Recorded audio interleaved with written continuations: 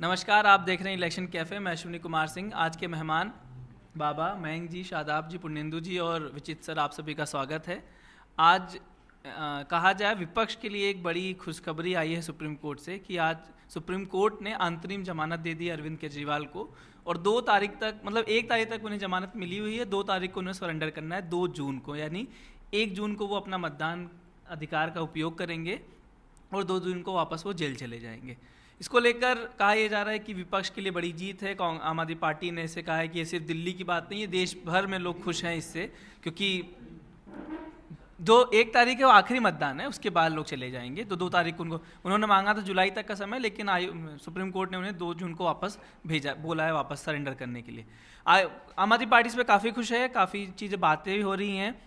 लेकिन उससे पहले कल ईडी ने एक अपना सुप्रीम कोर्ट में दाखिल किया था जवाब, कि बोला था कि सिर्फ इस बिना पे आप जमानत नहीं दे सकते क्योंकि उन्हें प्रचार करना है, ये संविधान मतलब ऐसा कभी हुआ नहीं है, तो ये एक तरीके से आप इनको एक्स्ट्रा एडवांटेज क्यों दे रहे हैं। तो फिर आज उस पर टिप्पणी हुई। आज सुप्रीम कोर्ट ने कहा कि भाई 5 साल में एक बार चुनाव आता है, तो ईडी ने कहा कि ऐसे तो खेती करने वाला जो किसान वो कहेगा कि भाई खेती करनी है तो मुझे गेहूँ बोने का समय दे दीजिए, वापस सरेंडर कर दूंगा। तो आयोग ने कहा कि ये खेती बोने का चीज़ नहीं है, ये 5 साल में एक बार चुनाव वाला आता है। आपको लगता है कि ये इंडिया गठबंधन या विपक्ष के लिए थोड़ी बहुत सहानुभूति या अच्छी खबर है एक टर्म्स में कि केजरीवाल बाहर आ जाएंगे? निश्चित रूप से बहुत बड़ी खबर है। अब केजरीवाल को जमानत और कितनों की जमानत जब्त, ये वाली बातें होने लगी है। आपने बोला कि इंडिया ब्लॉक के लिए ममता बनर्जी का ट्वीट पढ़ रहा हूँ, I am very happy to see that Shri Arvind Kejriwal has got interim bail, it will be very helpful in context of the current election. ठीक है, ये सुन लिया आपने। उसके बाद जो बाकी नेताओं के भी उसी तरह से बयान आ रहे हैं। कांग्रेस ने भी इसको वेलकम किया है। तो आप कह सकते हैं कि एक बहुत बड़ी राहत की सांस आम आदमी पार्टी ने ली है। वो एक ऐसी पार्टी जिसका पूरा टॉप लीडरशिप जो है जेल में बंद हो, फिर भी वो चुनाव उतनी ही ताकत से लड़ रहे हैं। दिल्ली में जितनी सीटें उनको मिली है वो, और पंजाब में जितनी सीटें उनको मिली है वो भी। सुप्रीम कोर्ट में जो आपने कहा कि जो ईडी ने कहा गया कि आप इनको मत छोड़िए, फिर ये एक प्रेसिडेंट बन जाएगा, फिर कितनों को छोड़ेंगे, पेंडोरा बॉक्स को खोलने जैसी बात होगी। तो उस पर जो है कोर्ट ने कहा है कि देखिए 21 दिनों में 21 days will not make any difference, let us not draw parallel with any other case. ये सुप्रीम कोर्ट ने साफ कहा है। तो उसके बाद बोला कि वो उनको आपने मार्च 2024 में अरेस्ट किया, for 1.5 year he was there. आपने उस वक्त आपको अरेस्ट नहीं किया, 21 दिन के लिए हम केस इनके खिलाफ 23 में दर्ज किया गया था। तो उसके बाद आपने उस समय अरेस्ट नहीं किया, आपने चुनाव के समय अरेस्ट किया, तो हम 21 दिन के लिए मोहलत दे देंगे तो क्या हो जाएगा है। इसलिए उन्होंने साफ साफ है। और ये भी कहा खूब प्रचार कर सकते हैं, प्रचार के लिए ही छोड़ा गया है। सचिवालय नहीं जाएंगे, मुख्यमंत्री वाला काम नहीं करेंगे, तो वो मुख्यमंत्री वाला काम करने के लिए बाहर आ भी नहीं रहे केजरीवाल, समझ गए। सबको मालूम है वो किस चीज़ के लिए। सबसे बड़ा मूल सवाल ये है कि क्या अरविंद केजरीवाल के बाहर आने से आम आदमी पार्टी के चुनाव प्रचार को एक गतिशीलता मिलेगी?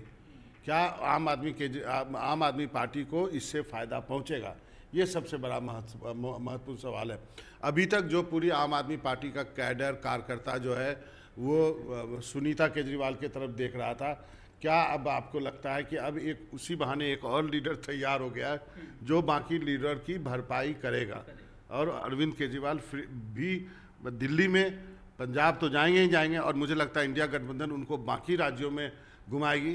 क्योंकि मैं अपने पर्सनल एक्सपीरियंस से कर रहा हूँ। कभी जब मैं कलकत्ता गया था, किसी एक बीजेपी के सिंपैथाइजर से बात हो रही थी, उन्होंने भी बातों बातों में माना कि केजरीवाल का जेल में बंद रहना हानिकारक है बीजेपी के लिए। बंगाल में, दिल्ली से बहुत दूर है, 1400-1500 किलोमीटर होगा, करीब 1200-1300 किलोमीटर।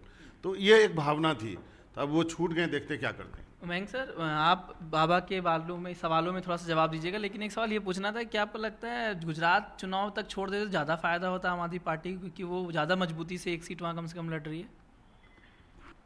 गुजरात पे असर होगा कि नहीं होगा, मेरे ख्याल से गुजरात में, हाँ, गुजरात का चुनाव भी खत्म हो गया। और गुजरात में बहुत ज़्यादा ये सब बीजेपी इतना बड़ा है वहाँ कि वहाँ मार्जिनल प्लेयर उसको डेंट कर पाएंगे ऐसा नहीं है। लेकिन इसका इम्प्लीकेशन समझने के लिए 2015 का और 2020 का जो दिल्ली का वर्डिक्ट है उसको समझिए। और उसमें सर्वे में क्या आ रहा था कि बीजेपी और आम आदमी पार्टी के वोटर्स सिमिलर हैं।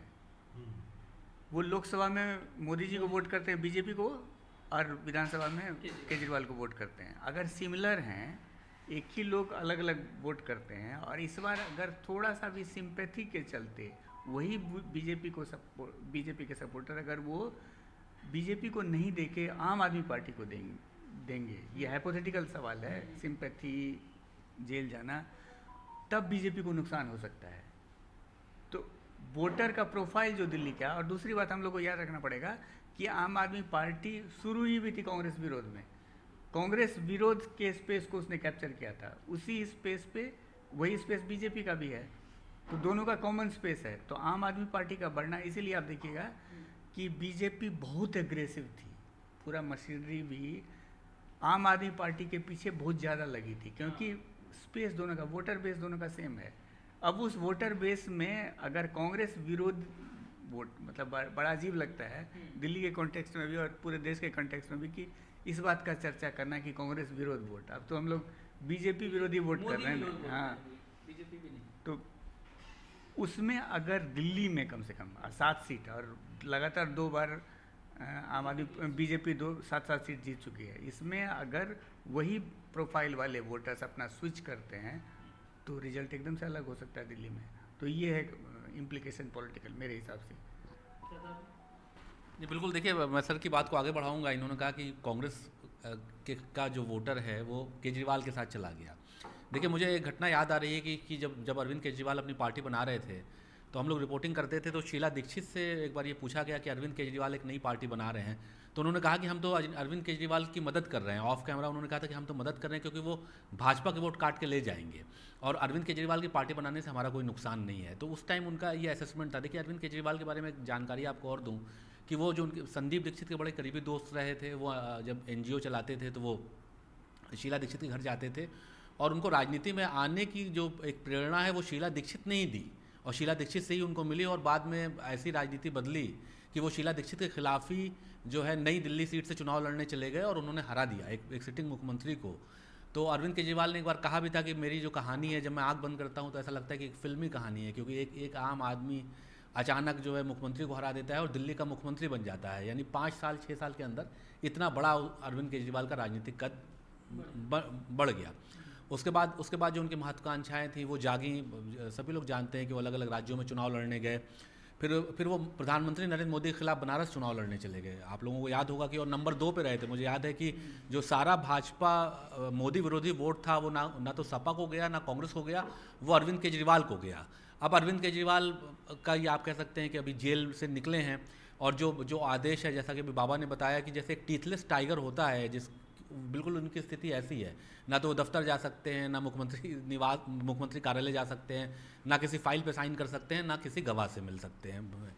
तो कुल मिलाकर जो अरविंद केजरीवाल की एक ही उपयोगिता है कि वो प्रचार करेंगे अपने पार्टी के उम्मीदवारों के लिए, और जो उनके एलाइज हैं, अभी मेरी कांग्रेस के एक नेता से बात हो रही थी तो वो कह रहे थे कि वो लोग अरविंद केजरीवाल के छूटने से खुश हैं, और वो मीटिंग लगाई जाएगी बहुत जल्दी, और जो इंडिया ब्लॉक की जो मीटिंग होगी उसमें अरविंद केजरीवाल जाएंगे, वो सिंपैथी कार्ड खेलेंगे और कहेंगे कि आज हम आपके सामने हैं लेकिन 1 तारीख के बाद मुझे फिर जेल जाना है।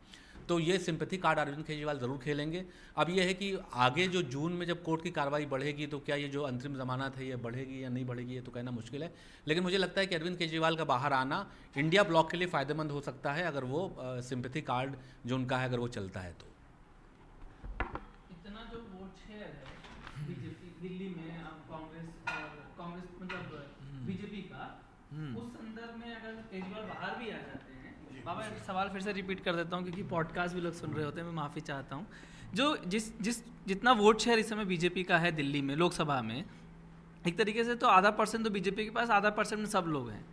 तो अगर ये केजरीवाल बाहर आ भी जाते हैं, केजरीवाल प्रचार भी करते हैं, तो क्या आप लोगों को लगता है कि वो शिफ्ट मिलेगा, वो माइलेज मिलेगा जिसकी सब उम्मीद कर रहे हैं? क्या ये अतिशयोक्ति होगी कि भाई वो आ जाएंगे और कई सीटों पे भाजपा हार जाएगी, ऐसा भी लोग कह रहे हैं? पुनेंदु के पास जाने के पहले अखिलेश यादव का एक ट्वीट पढ़ के सुना देता हूँ। दिल्ली के लोकप्रिय मुख्यमंत्री अरविंद केजरीवाल जी की जमानत सत्य की एक और जीत है। इंडिया गठबंधन की शक्ति और एकजुटता भाजपा के दुख दर्द देने वाले राज से भारत की जनता को मुक्ति दिलवाने जा रही है। एकजुट होकर मतदान का संकल्प कर लें। देखिए अश्विन, इसमें 2 चीज़ें हैं। पहली तो ये है कि सही बात है, बीजेपी का वोट शेयर लोकसभा में बहुत ज़्यादा था और उस हिसाब से देखें तो कई बार लगता है क्या ये उस तरह का मुकाबला इतना बड़ा स्विंग हो सकता है क्या, वो एक रही आंकड़ों की बात। लेकिन हमें पता नहीं है कि क्या होगा चुनाव में, जनता कैसे वोट डालती है, क्या हो रहा है। बहुत सारी बातें इस समय चल रही है, कई जगह चल रहा है, जनता चुनाव लड़ रही है, ये बातें भी हो रही है कि बीजेपी बहुत सारी जगहों पे उसको नुकसान हो रहा है, कहीं कांग्रेस अच्छा कर रही है। राजस्थान में कांग्रेस का रिवाइवल हो रहा है, जो विधानसभा में कंपेटिवली कांग्रेस ने अच्छा प्रदर्शन किया था, 70 के लगभग शायद उसको सीटें आई थी। वरना कांग्रेस क्या है कि जो 2013 में बड़ी बुरी तरह हारी थी, फिर 18 में उसकी सरकार हुई, तो 23 में उम्मीद थी कि शायद वो फिर वैसा ही हाल होगा, हारेगी, लेकिन वैसा हुआ नहीं। अशोक गहलोत ने बहुत सारी जन कल्याणकारी योजनाएं लाई। तो अगर विधानसभा जैसा ही प्रदर्शन कांग्रेस का रहता है वहाँ, तो पिछला वो हाल तो नहीं होगा कि जो 25-0 से बीजेपी जीत रही, तो हो सकता है कुछ अच्छा करे। तो हम एग्जैक्टली बता नहीं सकते। हम दिल्ली में बैठे हैं, ऑफिस में बैठे हैं, बहुत जनता के बीच में जा नहीं रहे हैं, तो लोगों से बाबा और दूसरे जो हमारे रिपोर्टर्स और हम और अपने जान पहचान के लोगों से बात करते हैं, तो उस तरह से फीडबैक होता है। दूसरी बात ये होती है, कई बार होता है मुकाबले से चीज़ें स्पष्ट नहीं होती, क्योंकि आपके पास स्पष्ट कोई आंकड़ा, आपका कोई एग्जिट पोल, ओपिनियन पोल तो आप कर नहीं रहे हो। और जहाँ पे 3-4-5% का वोट शेयर डिफरेंस है, वो एक आम रिपोर्टर बता नहीं सकता कि वहाँ कौन जीतेगा। अगर आप 100 लोगों से मिले और 55 ने कहा कि बीजेपी को वोट दे रहे हैं और 48 ने कहा कांग्रेस को वोट दे रहे हैं, तो आप ऐसा कैलकुलेट नहीं करते। 55 और 48 के भेद को आप समझ नहीं पाओगे जब तक कि आप उसको साइंटिफिकली कैलकुलेट नहीं कर रहे हो। आपको लगेगा बड़ी ज़बरदस्त लड़ाई है, बहुत अच्छा लड़ रही है, लेकिन 55 और 48 का जो अंतर है वो एक डेटा साइंटिस्ट के लिए बहुत बड़ा अंतर है, वो 7% का अंतर है। तो इसलिए बताना बहुत मुश्किल है। अब दूसरी बात आती है कि एक पार्टी जब प्रचार कैंपेन के मोड में है तो उसमें क्या फ़ायदा है। तो निस्संदेह केजरीवाल का जेल से बाहर आना एक फ़ायदेमंद चीज़ है। एक वो फाइटर के तौर पे सामने आएंगे और इंडिया ब्लॉक का जो एक मोदी सरकार के अगेंस्ट जो पूरा अभियान है कि ये सरकार सीबीआई और ईडी की मदद से लोगों को परेशान कर रही है, विपक्षी पार्टियों को एक नुकसान पहुंचा रही है। जो लोग पार्टियां छोड़ के आ रहे हैं वो सीबीआई ईडी के दबाव में आ रहे हैं, क्योंकि बहुत सारे लोगों के खिलाफ केसेस हैं। मीडिया या दूसरे तरह के लोग जो सही खुल के बोल नहीं पा रहे हैं, उसमें ये सरकार दबाव डालती है, तो उस प्रचार को बल मिलता है। केजरीवाल जब जेल से बाहर आएंगे तो उनका वोटर चार्ज होगा, उनका कार्यकर्ता चार्ज होगा, उसका लाभ सीधा सीधा न सिर्फ केजरीवाल और उनकी पार्टी को मिलेगा, बल्कि कांग्रेस या दूसरे जो उनके गठबंधन दल हैं उनको भी मिलेगा। वो एक नैरेटिव जो सेट हो रहा है कि ये सरकार मिसयूज़ करती है सीबीआई, ईडीआई और इनकम टैक्स और दूसरे जो केंद्रीय संस्थान हैं उनका, उसको कहीं ना कहीं एक बल मिलेगा। तो रही एक बात वो। दूसरी बात यह है कि मैंने एक देखा कि कल ही कि सोमनाथ भारती नई दिल्ली की आम आदमी पार्टी के प्रत्याशी हैं, उन एक टेम्पो जो है वो उसके पीछे एक पोस्टर लगा हुआ था, उसमें केजरीवाल साहब को दिखाया गया था कि वो जेल में बंद है और एक टैगलाइन दी हुई थी कि जेल का जवाब वोट से देना है। अब वो रही एक स्टिल उसकी बात, प्रचार की बात दूसरे प्रत्याशी बोल रहे हैं, लेकिन जब केजरीवाल एक बहुत अच्छे वक्ता हैं और वो कम्युनिकेट करना जानते हैं, जब वो खुद लोगों के बीच में जाएंगे और वो बहुत सारी चीज़ें बताएंगे, मुझे नहीं मालूम एग्जैक्टली कि उन पर क्या कोर्ट ने कुछ क्या क्या वो बोल सकते हैं या ईडी ने उनके साथ क्या क्या किया, क्या पूछ किया, अगर वो सारी चीज़ें खुल के बोल सकते हैं तो आपको पता है कि केजरीवाल साहब माहिर हैं बहुत सारी चीज़ें बोलने में। तो मिली जो संजय सिंह को मिली, तो संजय सिंह जैसा बोल सकते वैसे केजरीवाल भी बोल सकते। तो फिर वो बहुत सारी ऐसी बातें बोलेंगे जिससे वो नैरेटिव बनाने में माहिर आदमी है केजरीवाल, तो वो इम्पैक्ट डालेंगे और अच्छे वक्ता हैं और चीज़ों को इधर से उधर करना जानते हैं। लेकिन मुझे लगता है एक चीज़, वो थोड़ी सी पंजाब की मैं बात करूँगा, पंजाब में केजरीवाल साहब का बाहर आना मुझे लगता है वो कांग्रेस के लिहाज से थोड़ा सा दिक्कत होगा, क्योंकि अगर वो सिंपैथी वहाँ पे, क्योंकि दोनों जहाँ पे दिल्ली में साथ है तो वो कांग्रेस के लिए फ़ायदेमंद है, पंजाब में वो कांग्रेस के लिए नुकसानदायक है, क्योंकि अगर केजरीवाल को लेके थोड़ी भी सिंपैथी होगी और उनका कैंपेन करना उनकी पार्टी को फ़ायदा पहुँचा रहा है, 2-3-4% वोट जो भी पहुँचा रहा है, मुझे नहीं मालूम एग्जैक्टली कितना होगा, वो फिर वो कांग्रेस के लिए, क्योंकि वहाँ सीधा मुकाबला कांग्रेस और आप में है मुख्य रूप से। अगर इन दोनों में फिर इस तरह से होगा, नुकसान होगा, तो फिर कुछ सीटों पर बीजेपी को भी फायदा या अकाली जहां पर वो मजबूत हैं उनको वो मिल सकता है। तो ये दुधारी तलवार है केजरीवाल साहब का बाहर आना। नहीं, मैं एक सवाल पूछ लेता हूँ, विजित मणि जी से वो बोलने जा रहे हैं, तो आपको क्या लगता है कि अरविंद केजरीवाल भाजपा के लिए जेल के अंदर रहते हुए ज़्यादा नुकसान कर सकते थे या जेल से जब बाहर आए हैं वो ज़्यादा नुकसान करेंगे? कौन सा केजरीवाल जो है ज़्यादा खतरनाक थे? पहले तो 2 जून की रोटी उनको जेल में ही खानी है ये तो कोर्ट ने तय कर दिया। दूसरी बात कि आपका जो सवाल है उससे पहले हमें केजरीवाल की राजनीति को समझना चाहिए। केजरीवाल की राजनीति विरोधाभास की राजनीति है, तो और उस विरोधाभास की राजनीति में दुविधा बीजेपी की थी या है। बीजेपी की दुविधा इस बात को लेकर के है कि केजरीवाल, जो आप सवाल कर रहे हैं, क्योंकि दोनों खासकर दिल्ली में जहां उसने 7 सीटें जीती थी, केजरीवाल इस बार अकेले नहीं लड़ रहे हैं, कांग्रेस के साथ मिलकर लड़ रहे हैं। कई बार ऐसा होता है कि केजरीवाल अगर अंदर होते तो सहानुभूति का मोमेंटम बनता, तो हो सकता है कि उसके जरिए ये बात आती कि कई सहानुभूति ज़्यादा मायने रखता है। राजीव गांधी को सहानुभूति में, इंदिरा गांधी जब, माफ़ कीजिएगा, 78 में इंदिरा गांधी को गिरफ्तार किया गया, उससे उनके लिए मोमेंटम बहुत तेज़ बना था। लेकिन उस समय का हमारा राजनीतिक सामाजिक परिवेश और 2024 का राजनीतिक सामाजिक परिवेश बहुत बदल गया है। अब जेल जाने पर लोग ये मान कर चलते हैं कि ये भ्रष्टाचार का मामला है। तब भ्रष्टाचार का मामला उस तरह से नहीं सामने आता था, या उस नेता उस तरह से लोग मान कर चलते थे कि नेता ईमानदार ही है। दूसरी बात कि अगर चुनाव प्रचार के लिए ही बाहर आना था तो फिर हेमंत सोरेन का क्या होगा? उनको भी तो प्रचार करना है। उन्होंने कौन सा अपराध किया है? अगर प्रचार के लिए बाहर आना था तो उनको भी भेजना चाहिए था। एक आदिवासी नेता हैं, और आम आदमी पार्टी में ही मनीष सिसोदिया को भी आना चाहिए था। ठीक है, केजरीवाल 100 वोट जुटाएंगे, मनीष सिसोदिया 5 ही वोट जुटाते अगर इसी पर वोट आता तो। तीसरी बात कि बाबा भी अभी बता रहे थे कि किस तरह से कांग्रेस और विपक्ष के सारे नेता केजरीवाल के जेल से बाहर आने को सही बता रहे हैं। गठबंधन में साथ हैं, इसलिए बताना चाहिए। उसमें उनकी राजनीतिक मजबूरी भी हो सकती है और राजनीतिक सदिच्छा भी हो सकती है।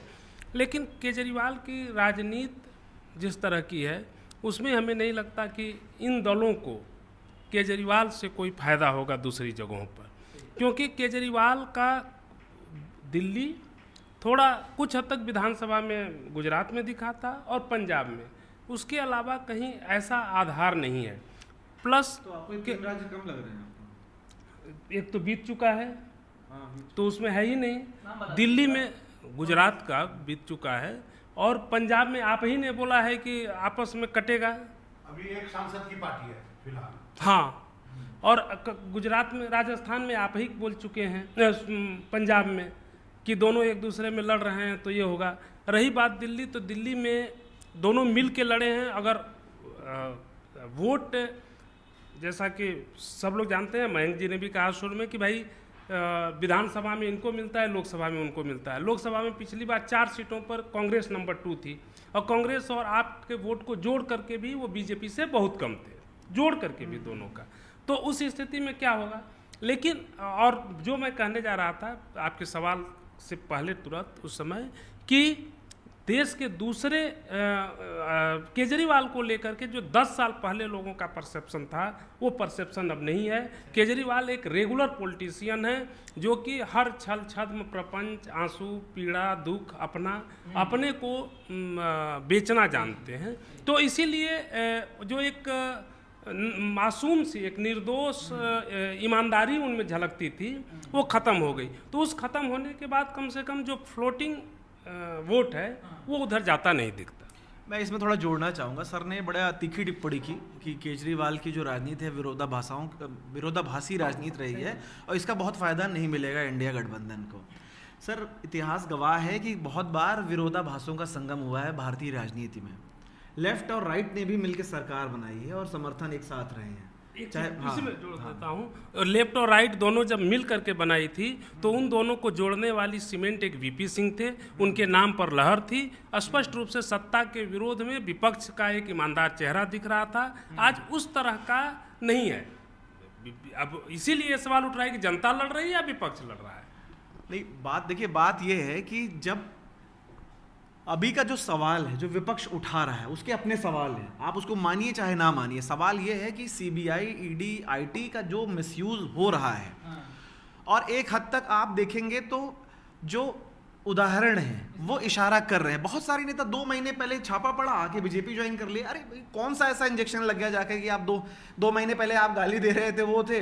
और एक से एक बड़े बड़े नेता, कोई छोटे मोटा नेता नहीं है, उनका बीजेपी ने स्वागत किया। और बीजेपी में आज बहुत सारे ऐसे बड़े नेता हैं जिनके ऊपर तमाम तरह के आरोप थे। आपके असम के मुख्यमंत्री वहाँ पे जो उनके पार्टी का चेहरा बन गए हैं, पश्चिम बंगाल में बीजेपी उन पे आरोप लगाती थी, फिर उनका हुआ वो बीजेपी में। ऐसे बहुत सारी ईडी से टीएमसी के तमाम नेताओं ने ज्वाइन किया है 1 महीने 2 महीने पहले। अभी राधिका खेड़े का भी मुझे बताया रहा था कोई उनका भी कुछ मामला कुछ वो अच्छा वो अलग से मामला है, अलग से उस पर टिप्पणी होगी। तो ये सारी चीज़ें, तो विपक्ष का कहना है कि भाई लोकतंत्र पे एक किस्म का हमला है, उसके लिए हमारे आपसी उसको भूल करके चुनाव मिल करके लड़ने की ज़रूरत है। तो उसको विरोधाभास से जोड़ना वो एक अलग चीज़ है। तो ऐसे ही बात होती है भाई। कल को तो केजरीवाल साहब इनके आरोप लगाते हैं, लेकिन इतिहास में से बहुत सारे उदाहरण हैं। 77 के चुनाव से लेकर 89 के चुनाव एक से एक उदाहरण है। और आप पीछे जाएंगे तो आज़ादी से पहले भी। तो आप ये कि आप ये कह रहे हैं कि तो आप ये कहना, पश्चिम बंगाल में श्यामा सुनिए, हाँ मुस्लिम लीग के बस मैं तो आप ये कहना चाह रहे हैं कि सरकार में भ्रष्ट लोग बैठे हैं वो, या विपक्ष के भ्रष्ट लोग आते हैं तो इनको संरक्षण मिल जाता है, ये बात आप कर रहे हैं। और कि सरकार में भी है तो जिस तरह से सरकार में, सुनिए आपके बात से ये लगा है कि सरकार में पहले सुन लीजिए कि सरकार में जो है वो अगर बचे हुए हैं तो विपक्ष को भी इससे बचने का रास्ता मिलना चाहिए। और भाई आप पावर में आएंगे तो आप मेरा देखिए मेरी नहीं आप बात हो गई, उनकी पूरी भावनाएं समझ ली, ये समझ गए। देखिए मैं कोई किसी को मैं एक मिनट बाबा बस एक लाइन बोला, मैं किसी को कोई सर्टिफिकेट जारी नहीं कर रहा हूँ। बात यहाँ हो रही है कि एक नैरेटिव्स क्या चल रहा है, हम कौन होते हैं बोलने वाले कि कौन भ्रष्ट है और कौन वो है। नहीं सुनिए, केजरीवाल बिल्कुल है विरोधाभास। तो मैंने वही कहा ये लेकिन विरोधाभास की राजनीति का जो संगम है, अब आप 2 दिन पहले तक जिसके खिलाफ आरोप लगा रहे थे पार्टी में उसका स्वागत कर रहे हैं, वो विरोधाभास नहीं है क्या? तो विरोधाभास इधर है तो उधर भी है। मैं सिर्फ इतना कह रहा हूं। हम लोग यहाँ पर केजरीवाल को मुद्दा बना के चर्चा किए थे, आप बीजेपी को और प्रधानमंत्री को मुद्दा बना के चर्चा करिएगा तब उस पर बात करिएगा। ऐसा वन साइडेड कोई बहस होती नहीं। बाबा ये बताइए कि जैसे आज जो सुप्रीम कोर्ट की टिप्पणी, या आप दोनों लोगों की टिप्पणी चाहेंगे कि सुप्रीम कोर्ट ने ये कहा कि वो मुख्यमंत्री दफ्तर नहीं जा सकते, ना किसी फाइल पे साइन कर सकते हैं, तो ऐसे में ये दिल्ली कैसे चल रही है? देखिए इतने महीने हो गए, अब वो 1 जून के बाद फिर जेल चले जाएंगे, तो वो कब तक पद पे बने रहेंगे और कौन दिल्ली को चला रहा है? ये भी जनता बड़ी परेशान है कि भाई फैसले कौन कर रहा है। जेल से चल रहा था, छूटने के बाद जेल से जैसे ऑटो पायलट पे चल रहा है, तो हो नहीं पा रही है। अब ये तो सुप्रीम कोर्ट को देखना है ना। जेल से भी जिस तरह से हम उसमें बदलाव नहीं होगा। हम उससे पहले कुछ और बोलना चाह रहे थे। वैसे आज हमारा टॉपिक इलेक्शन में क्या इम्पैक्ट होगा उस पे ज्यादा था और टेक्निकल ये भी बहुत सही सवाल है कि इसका जवाब दूंगा। हाँ, हम ये बोल रहे हैं पिछले 6 महीने का लोगों को, मतलब लोगों के मन में परसेप्शन कैसा बनेगा हमको पता नहीं है। अब आप बोलिएगा, मैं एक सवाल ऐड कर दूं। विरोधाभास वाली राजनीति की बात वो कह रहे थे, मैं चाहूंगा आप अपना ओपिनियन भी उस पर रखिए। पहले अपनी बात पूरी करें। कंफ्यूज हो जाते हैं, बहुत सारा चीज़ें एक साथ आ जाते हैं। हाँ, आप अपना बोलिए। हाँ, हम ये बोल रहे थे कि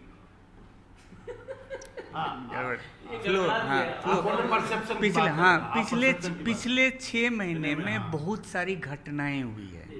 2 सिटिंग चीफ मिनिस्टर, हम लोग फाइन प्रिंट को एनालाइज करते हैं, लेकिन लोगों के मन में कुछ फैक्चुअल सिचुएशन है। फैक्चुअल सिचुएशन ये है कि 2 सिटिंग चीफ मिनिस्टर अरेस्ट हुआ। एक ने रिजाइन कर दिया पहले, अरेस्ट होने से पहले। एक ने रिजाइन नहीं किया, वो जेल गया, अभी भी वो चीफ मिनिस्टर ही हैं। एक सिटी उन्होंने अपना परसेप्शन बनाया था करप्शन क्रूसेडर, करप्शन के खिलाफ लड़ने वाला, करप्शन के केस में गए।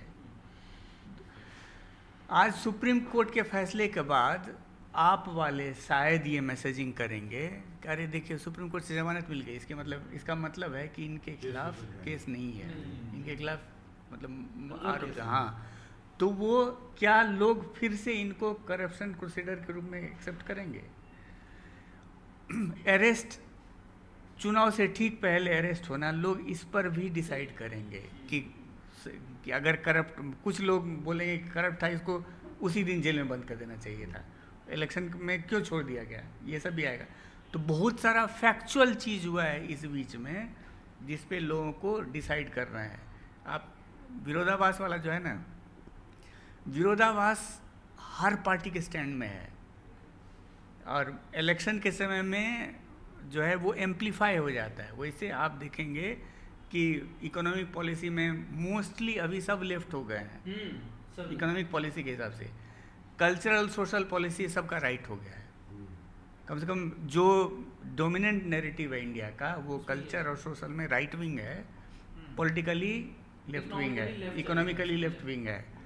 तो ये अपने आप में ही पूरा पॉलिटिकल सिस्टम ही जो इंडिया का है वो विरोधाभास वाला ही है। तो इसीलिए वो तो हर पार्टी में, आप कांग्रेस का देख लीजिए, बीजेपी का देख लीजिए, आम आदमी पार्टी का देख लीजिए, हर पार्टी के स्टैंड में विरोधाभास है। तो इसीलिए विरोधाभास और लोगों ने एक्सेप्ट किया है उस विरोधाभास को, तो उससे नफ़ा नुकसान हमको नहीं लगता कि होना है चुनाव में।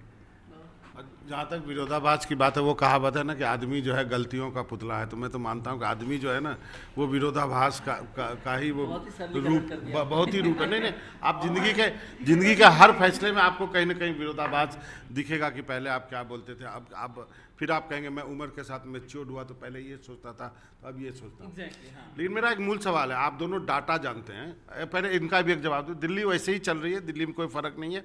मुझे नहीं लगता किसी दिल्ली वाले के जीवन में केजरीवाल के जेल में जाने और उससे कोई गवर्नेंस में कोई दिक्कत आई हो। उसी तरह बस में जाना फ्री है, उसी तरह जो है पानी फ्री है जो जिसको मिल रहा है, उसी तरह बिजली फ्री है, उसमें कटौती नहीं। इन सब में से जिस दिन कटौती हो जाएगा उस दिन जो है दिल्ली में हाहाकार मच जाएगा।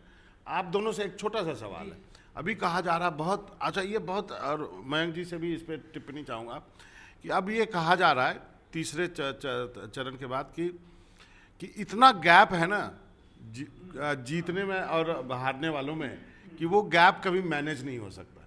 ये कहा जा रहा है ना, दिल्ली के बारे में तो कहा ही जा रहा है क्योंकि 50% से ज़्यादा वोट है दिल्ली है, ये कहा जा रहा है सोशल मीडिया पे भी। आप दोनों मुझे जरा मेरा ज्ञानवर्धन करें कि तेलंगाना के चुनाव में, विधानसभा चुनाव में कितना % का गैप था और कैसे वो गैप पूरा हुआ कि नहीं पूरा हुआ। बाबा अभी बात हुई थी पिछले विधानसभा चुनाव में 18 में कांग्रेस को लगभग 28% वोट मिला था, 28 कुछ % है। और अगले विधानसभा चुनाव जो 23 में हुआ वहाँ पे उसको 39.4 मतलब लगभग 40%, यानी देखा जाए तो मोटा मोटा 12% का इंक्रीज़ हुआ है। तो एक तरीके से 12% का वोट स्विंग उसके फेवर में चला गया और वही जो BRS का वो कम हो गया। इसका मतलब आंकड़ों के आधार पर ऐसा संभव है, हुआ है अपने देश में। लेकिन हाँ, इसमें हम अभी चेक कर रहे थे बाबा, तो हमने ये पाया कि इस फेज़ में जो 93 सीटें जा रही हैं अभी वाली फेज़ की, चौथे फेज़ में 96 उसमें करीब ऐसी बीजेपी 2.5 मतलब 2.5% से ऐसी बीजेपी 8 सीटें लगभग जीती, 5 सीटें जीती हुई है 2.5%। तो क्या पॉसिबल नहीं, 2.5% तो कभी भी पलट सकता है। 14 सीटें हैं तो 10% से कम पे जीती हैं, तो परसेंटेज 10, मुझे लगता है लोकसभा चुनाव में 10 से 12% ना अगर फेवरेबल है जनता आपके पक्ष में तो 15% तक भी आपके फेवर में जा सकता है। हाँ, हम ये देखें हैं क्या कि मोदी जी के आने के बाद वोट स्विंग की क्या पॉसिबिलिटी हो सकती है, ये ध्वस्त हो गया है। जैसे और मतलब हमको इसलिए याद है कि हमने तो मोदी जी का वोट है। हाँ नहीं, हम एक बार लिख दिए थे और हमको लगा कि कितना गलत कर दिए। चुनाव से 2014 चुनाव से पहले बीजेपी का वोट शेयर 18% था यूपी में, और वो मतलब विजडम था, कन्वेंशनल विजडम था क्या कि 5% बढ़ेगा, मैक्सिमम 10% बढ़ेगा। वो 10% भी बढ़ता तो 28% होता और 28% से बहुत ज़्यादा सीट नहीं मिलता। लेकिन हुआ क्या, 18 से 42% हो गया वहाँ। तो मोदी जी ने ये स्विंग कितना पॉसिबल है इसको ध्वस्त कर दिया है। इसीलिए ये बंगाल हाँ, यूपी का बता रहे हैं। तो इसीलिए ये मतलब रियल पॉसिबिलिटी में सब कुछ है, कितना पॉजिटिव और नेगेटिव स्विंग हो सकता है। ये मोदी युग में ये चेंज हो चुका है ऑलरेडी। मुझे लगता है ये सिर्फ मोदी की फेवर में नहीं सर, तो फिर हो सकता है कि मोदी के खिलाफ भी जा सकता है ना। मतलब अगर किसी नेता के पक्ष में 15% लोग बढ़ के आ सकते, स्विंग हो सकता है, तो खिलाफ भी जा सकता है। तो वो जो पॉसिबिलिटी थी 3 से 5% की वो खत्म हो रही है।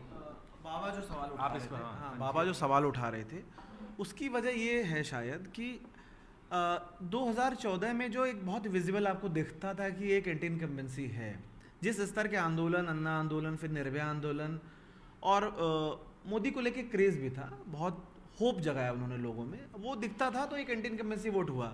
19 में बालाकोट स्ट्राइक था। 24 में अगर ये है कि भाई अगर विपक्ष कुछ अच्छा कर रहा है तो वो वेव बहुत विजिबल नहीं है। अब क्या जनता बहुत साइलेंटली वो कर रही है, जैसे 2004 में हुआ था कि 2004 में भी कोई नहीं कहता था कि भैया वाजपेयी जी और आडवाणी जी की जोड़ी ऐसे बुरा मतलब हारेगी।